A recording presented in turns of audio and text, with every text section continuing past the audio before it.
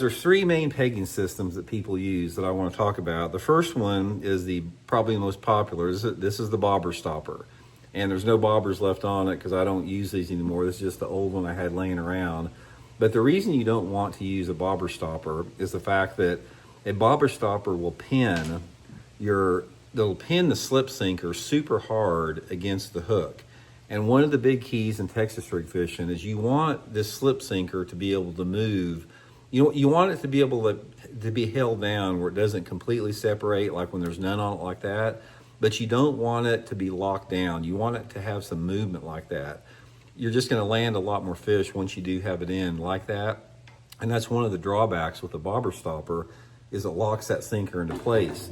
Also with the bobber stopper, most of those bobber stoppers are about 1/8 of an inch long. So it just adds extra bulk to the visual. It actually acts as a visual strike detractor to the fish because it adds more something that's unnatural to the sinker. So I do not like bobber stoppers. And then you have these rubber peggets like this. I don't know if you've ever seen these.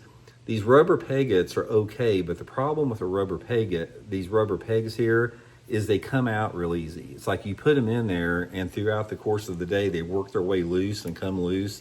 So you got to use another one.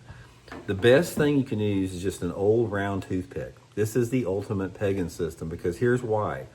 A round toothpick, guys, it will allow you to put as much tension or not on the sinker. In other words, if for some reason I want it to get pretty tight against there, I can just really shove it up in there hard and it's going to get locked down. And then other times I just maybe want just a little bit, so I can just put it in there like that. And I've still got freedom of movement. It'll still move back and forth free. It's tight against there, but it'll still move a little bit.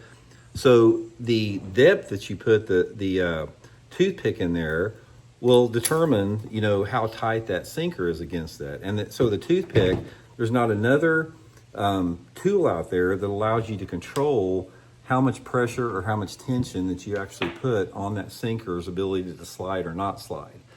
Now, I hear some people say, well, you don't want to use a toothpick, Randy, because it's going to fray your line. No, it ain't going to fray your line. I've been using toothpicks for 40 years, guys, and I have never had or lost or frayed a line using a toothpick. Now, I've used this other stuff. I've used the bobber stoppers, and I have used the peggets here. So this is something that I have determined throughout the course of my own fishing that I think it's just as superior. And they're cheap, guys. It costs, round toothpicks are cheap. And these freaking bobber stoppers and these peggets like here, these things are high dollar in a tackle store. So anyway, guys, I don't have them on my tackle warehouse. I think I could try to sell you some bobber stoppers.